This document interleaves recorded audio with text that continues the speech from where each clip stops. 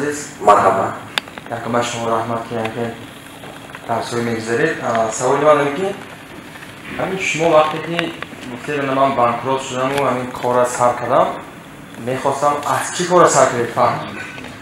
بعد از بانکروت بودن؟ پور بانکروت این در کوچه های توگی پرزیم پیاده رفتم گفتید؟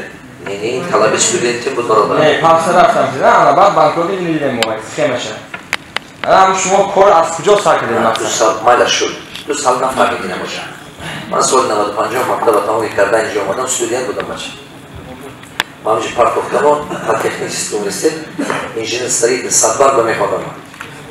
پارک افتادم استودنت بودم. یا کار کردن در کار بود یا خوندن در کار. اما پارک افتاد رفتم. اول پارک افتاد نیم سال کار کردم. من همین کوچه ها بابای میفروشن کوش شیر و قیماق با بچه میگفت که من همینم فروختگی. از این مومن آباد میرفتم و همین باید از این طرف تا سلطان آباد شیر می آوردم میفروختم و قیماق می آوردم میفروختم و دیگر میرفتم انگور می آوردم و اون عقبی فخر آباد در میخید. من حضور یک کار کرده بیم. فهمیدی؟ حضور ازبکستان میرفتم سلیتر می آوردم خربوز دارم نیم سال میخید کردم پرتوفتا رفتم مسیح. فهمیدم که این خیلی خطی نمیشه. 6 ماه مرد کاری کرده مسیح من. بعد از این از زیرم فروش و میوه فروش سر کرده اساسا پول داشتم. 27 ساله فینانس به سبب نشد. وقتی که من قرض باختم بانکروت شدم 28 ساله بودم 29 ساله. انا من یک تا امریکانس آوردم سردنیازه آلماتا و بیشکک. و امریکانس همین اینوستیسیونی پروگرام بود. اینوستیسیونی پروگرام دیگه هر کل مردم اینوستیسیون میکنند و همون خیلی اینوستیسیونی پروگرام داشت. نه که من پروست مکتب شده بودم و دعوت کردم که درس دیم. من نمیدونستم که از صحنه و اینوستیسیونی پروگرامش پرزنتاسی میکنم. مردم پروگرام هوای به اینوستیسیون کرد و من نمیدونستم چی دارم. و همون بخگالتری من ادمنستراتوری من هر ماه $5000 میداد است. من اینو نمیدونستم. و یا باشد بعضی من به تلفن کردم مردم میگفتند که دولت تو اینوستیسیون کرد نمیخواهید که اینوستیسیون کنید. نومی من که میگرد آدما من با باورش زیاده راست دولت تو کرد ما میکنیم. من خودم تا 400,000 پول خودم ولاجی کردم. недвижимость فروختم و هوای ولاجی کردم. پلانش. انا این مردم 174 دادم همونجا پول ولاجی کردم. انا وقتی که بانکروت شد وقتی که اوکراین بانکروت شد همه آدما آفیس من اومد. پول من تیید من به آدم میگم تو ما پول دادگی؟ نه. تو ما وقتی مسئله کردگی؟ نه. من قرضم نیست. نه. تو ما قرضم نیست. نه که ما آفیس تو آورده دادیم.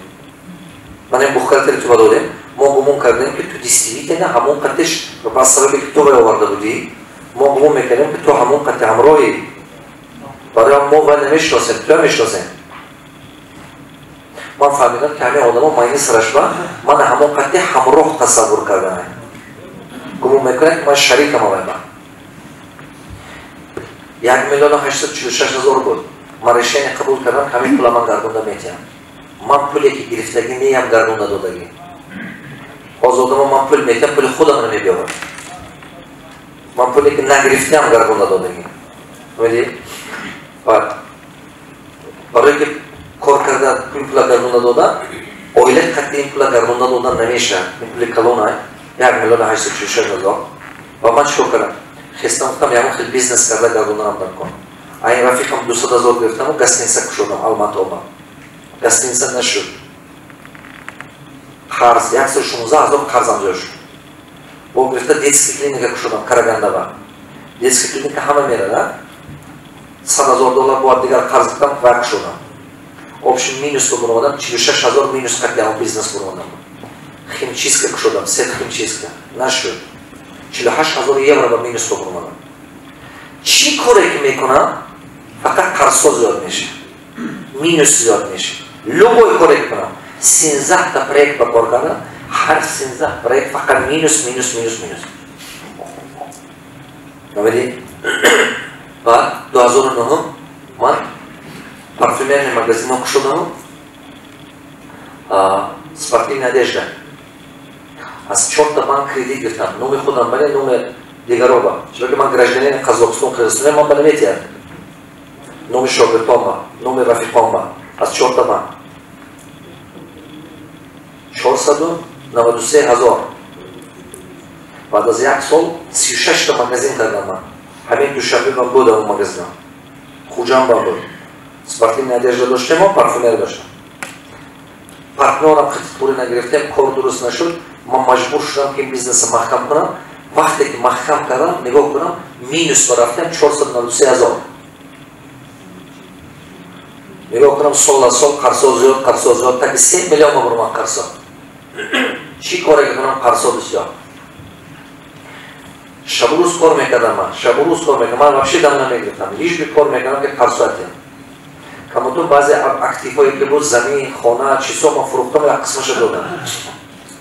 استانا با خانه بود، آلماتو بود، بیشکک بود، مسکووا بود. ما با فروخته است دادم یک قسمش. سرانو این 3 میلیون نیست سرانو. یک خونه تو 50,000، 100,000، 150,000 مثل زیاد نمیسته. بعد آخر دلم بازم قرض گرفت. دیگه یکون آدم نیست که من قرض دید. همش دار.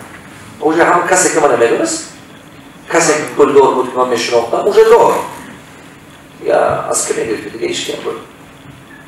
آخر اون پسلین کلمیناتی این کورا میشد که ترسا بودم. من باید یک طور گفت که همه روغن کنجد جگر تازه میکنن. همه آدم ها حاضر اژیرین استرادت میکنن. پانکراتیت و چی. من گفتم اختی چیز زور بودای روغن کنجد. من گفت که تو همین کنجد یابی من میخرم. من اومدم $200,000 دیگه با قرض کردم 100 گکتار کنجد شنوندم. اشبا. یکی وقتی که من 100 گکتار کنجد شنوندم من نمیدونستم که این کنجد یک چیزی بود است که تکنیک نیست که باید جمع کنند. همه آدم ها 5 سانتک 10 سانتک میکارشتن. من 100 گکتار کارشتم. آدم بفهمه عجایب. با 100 گکتار یک اگرانوم آوردم و این نغز نگاه بینش کرد. همه کنجد همه خوشو برومد که باید کنجد وقتی که میبرد باید خواب قطع علارش میکند و ترکتور بمالی و تکنیک نبود از که باید شنومد. ما خطوم پردو مد کنیم خواب علارش کردیم و ترکتور رو پرتوتیم که دوائیم. من یک دو پخته میکنم. خیلی وقت 5 تا 10 تا میافته. و باید یک کچین کن. همه همین دستکی میکنی یک کچین. هر روز از 50 کس تا 100 تا 400 کس کارگر میبراوردم من. روزبای پول میدادم. هر روز پولش نتیب و نمیکنند. باید این کنجد یک چیزی بود است که تکنیک نیست که باید جمع کنند. همین پخته رسی و این بالاش کشوده میشد میریزن. این تکنیک نیست. همین بین یک هفته با یا 5 روز بعد یا 3 روز بعد اسپیت کرده جمع کردن در کار. برای همه آدم ها باید بسیار نمیشنونده است. همین زور شنونده 10 ساعت 50 ساعت این زیاد نمیشنونده است. اما 100 گکتار رو بریزه میبینید راه 42 روز با جمعش کرده. 42 روز با جمعش کرده فقط از ساهای خاله. نگو فهمیدی؟ اما برای همون چیزی بوده که ما فروختم همش هم چیزی که بود فروختم تو هستم همه هم $160,000 ضرر قطعی برمادم من. چیکاری که کردم مینوس. بعد 3 سال همی خیلرم و فهمیدم که بیزنس با کار کردن، پروژه با کار کردن علم نباشد بیفایده. چرا که رزولتات با من انمی اپامری. از آدم خورسان پاکا آورده با همون کلکشون میشه روز نماشو کنم. برای من شوخی نمیکنم گفتم پاکا درس ببین. من شوخی کردیم نه. چرا که خوز نه بعد از 1 سال 2 سال با همون میشه ماین سرتون. چرا که ماینه سرتون با همون شتگی ای. ما سرم برزندگی این چیزه. بعد فهمیدم که پروژه با کار کردن بیفایده. از بالای خود کار کردن در کار. چرا که همون بیفایده همون علم کهنه که کار کرده چیز نو انتظار شدن. فهمش کهنه که کار کرده آینده نو ساختن نمیشه. فهمیدی یا نفهمیدی؟ فهمیدم. همین چیزی که من فهمیدم من بالای خودم کار کردن از سر کردم. یک رفیقم با تلفن کردم و اصلا از زندگی میکنم گفتم من با پول در کار. گفت چیکار میکنی؟ گفتم میتونم که اونجا خونم من دیگه نمیتونم اون کار کردن خیلی خرسان بسیار. بعد رفیقم بهترین حیات من است قضا کرد. رفتم گوش کن تو من ناز میشناسی من بغیر از تو من به هیچ کی دیگه باور نمیکنم من گفتم 50,000 پولیو من گفتم من پول ندارم من گفتم من نمیدونم خانه فروشی فروش چی کاری که میکنی 50,000 پولیو 50,000 یورو همین بچه 3 روز بعد کجا هم پول یافت نمیدونم کجا من رفیق بهترین من است گفتم گوش کن بغیر از تو من به هیچ کی آدم نمیکنم همین پول من گرفتم و رفتم و خواندم 5 روز با من 50,000 یورو دادم و با شکر بود 5 روز بعد 50,000 دادم وقتی که شما میگم که 50 دلار 100 دلار ماینی سر درست خود کن گمون میبینیتون که زریعه من کنسولتاtsiya با ریچارد برنسن با 5 minut با 50,000 دلار دادگی ریچارد برنسن میدونی که کدوم نشناسه ریچارد برنسن میلیاردر من گفتن که 1 ساعته کنسولتاtsiya به 300,000 دلار من گفتم 300,000 دلار قبول ندارم این گپا میگه این 2014 уже وای уже 2000 گفته که من 2010 2011 50,000 دلار رفته خوندگی 2 روز اول به همه خطایها ما دیدم و پای دیدم برو مدرک دیگه معلم میگن همه قلمم کرد که گفتم اگر که من همین با وقتتر میخوندم همین یه ما به نمیافتیدم بعد یک خبری خوش شد نولگوی بشنین گفته یک گپ وقت فکر کردم گفتم که اگر همه علمم به میگو ممکنه که من همه خطایا نمیکردم و دیگه خیلی کار میکردم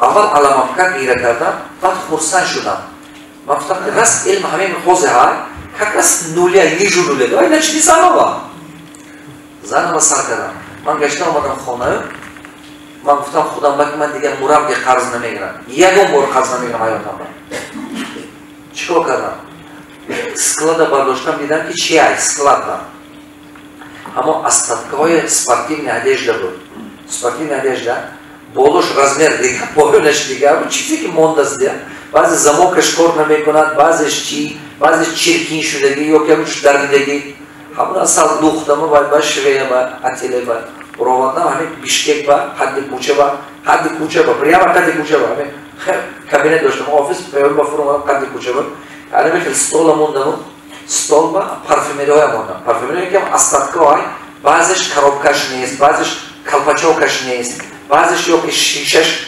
خط کشیدگی تریشین نشدگی یا که همون فلاکون نیست باشه کدومش زدست نیست باشه آبشم میخیلی همون استاتکا موندم استولم همین خودم استولم کار کوچه با یکم تا میگذاره میگم همین علامت ببینید معقول تو میشه خیلی نگاه میکنم میگم او چی باید این نف نیکو میگم کنه خیلی میگم گوش کنید کلش همش ندید همین نفش میگم 4,000 دلار شما چند پول میدید میگم 500 سوم تو میدید میگم من اگه спортивный костюм میگم الان спортивный شما ناز میشه یک بار هم نقاز میکنه اگر کدو کوچه آدم رفته استاده من میدارم اشم تو میگم شما با بچی زیبا همین спортивка یک بار راز میکنید ممکن معقول باشه турецкий спортивка خوشبو زیبا попробуйте کنید من میگم действительно спортивка нас من میگم размер پایینش دیگه من میگم گوش کن همین نوش 8,000 بود چند پول میدی میگم خیلی 3,000 میده میگم گی همین خیلی کردم 8,200 دلار جمع کردم همین پول من سر کردم بیزنس ما بچه 8,200 دلار بله